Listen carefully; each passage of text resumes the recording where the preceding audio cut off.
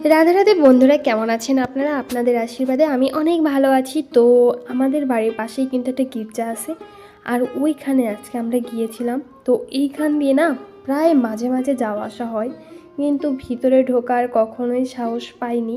তো আজকে কিন্তু দরজাটাও খোলা আছে, আর এই ভিডিওটা 2-3 দিন আগের।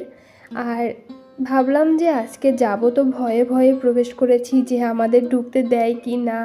তো দেখলাম যে না, আমাদের কিছুই বলা হয়নি, আমরা এখানে ঢুকেছি। তো এখানে অনেক ধরনের মূর্তি ছিল, যীশু খ্রিস্টের ছিল, তার মায়ের। সবাই এইখানে হচ্ছে মোমবাতি জ্বালাচ্ছিল। যদিও আমি যারা আছে তাদের কোনো পরিচয় দিব না, কারণ হচ্ছে আমি নিজেই ভালো মতো জানি না, কারো সম্পর্কে কিছু না জেনে বলাটাও উচিত না।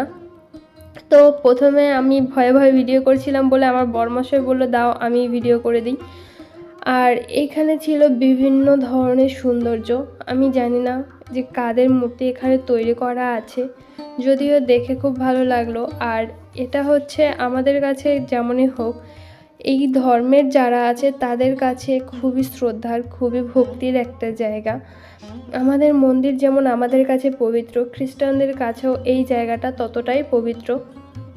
তো ভিডিও করছিলাম, এখানে কিন্তু আমাদের প্রায় সবাই দেখেছে, আর আমাদের পিছনে অনেকে প্রার্থনা করছিল। তো ওই যে একটা বাচ্চা মেয়ে ওই ফাদারকে গিয়ে বলছিল যে আমরা ভিডিও করছি। তো আমরা ভেবেছিলাম হয়তো বারণ করে দেবে, আর ভেবেছিলাম যদি বারণ করে দেয় আমরা ভিডিও বন্ধ করে দেবো, কোনো ব্যাপার না। কিন্তু উনি আমাদের বারণ করেনি। এরপরে বাচ্চা মেয়েটা আবার গিয়ে বলেছে, তারপরে আমরাই জিজ্ঞেস করেছি আমরা কি ভিডিও করতে পারবো। সে বলেছে হ্যাঁ করো, কোনো সমস্যা নেই।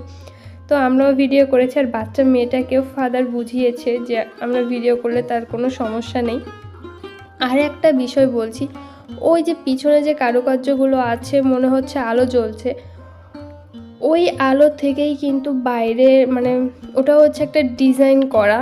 তো বাইরের আলোটা ওইটা ভেদ করে যতটুকু ভিতরে আসে ততটুকু দিয়েই কিন্তু এই পুরো গির্জাটা আলোকিত। এর মধ্যে কিন্তু এক্সট্রা কোনো আলো জ্বালানো নেই, শুধু আছে এই যে মোমবাতিগুলো, এই মোমবাতিগুলোই জ্বলছে। আর এই যে খুবই সুন্দর একটা মূর্তি আছে, আমি জানি না ইনিও কে। তো আমার খুব অনেক দিনের ইচ্ছা ছিল গির্জা যাব।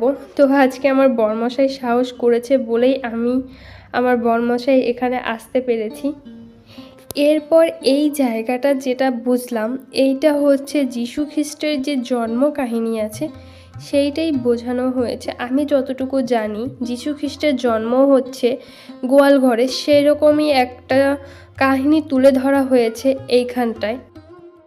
আর এই গির্জাটা কিন্তু বেশ বড়, আর এইখানে না কোনো সাউন্ড করলে প্রচুর পরিমাণে শব্দ হয়, যে কারণে খুবই আস্তে আস্তে হাঁটাচলা করতে হয়, এমনকি কথা বলা না বললেই ভালো, কারণ পায়ের শব্দটাও অনেক মনে হয়। আর এই যে যে জায়গাটা বড় একটা সিংহাসনের মতো, দুই পাশ দিয়ে ওঠার জায়গা আছে। আমার সম্ভবত মনে হচ্ছে ফাদার যখন কাউকে কিছু বলে হয়তো এইখানটায় উপরে উঠে তারপরে সবাইকে মানে কথা বলে শোনায়।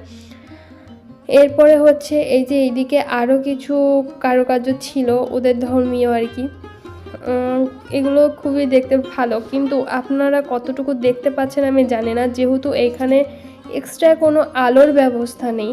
এই যে মোমবাতি জ্বলছে আর বাইরের থেকে ওই উপর দিয়ে যতটুকু আলো আসছে ওই আলোটাই হচ্ছে সম্পূর্ণ এই গির্জাটার আলো। আর এইখানে কিন্তু কাঠের কারুকার্য ছিল অনেক, এই যে এইখান দিয়ে হচ্ছে বাইরের আলোটা আসে, মানে স্বচ্ছ কাচের উপরে ডিজাইন করা, আর ওইখান দিয়ে যে আলো আসে, যে কারণে লাল, সবুজ, হলুদ, সাদা সব রঙেরই আলো এখানে আছে। তো আমরা আর এখন ভিডিও করব না, আমরা এখন এখান থেকে চলে যাব।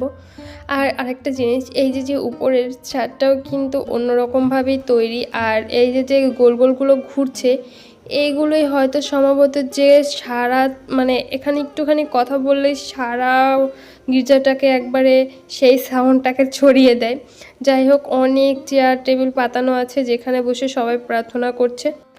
আর এইখানে অনেক ধরনের বই ছিল, যারা হয়তো ওদের ধর্মীয় কোনো বই যা ওরা সবসময় এখানে এসে পড়ে। তো আজকের ভিডিওটা এই পর্যন্তই, দেখা হচ্ছে অন্য ভিডিওতে। আর আপনাদের যদি আমার ভিডিওটি ভালো লাগে তবে আমার চ্যানেলটিকে সাবস্ক্রাইব করে দেবেন। টাটা বন্ধুরা, ভালো থাকবেন।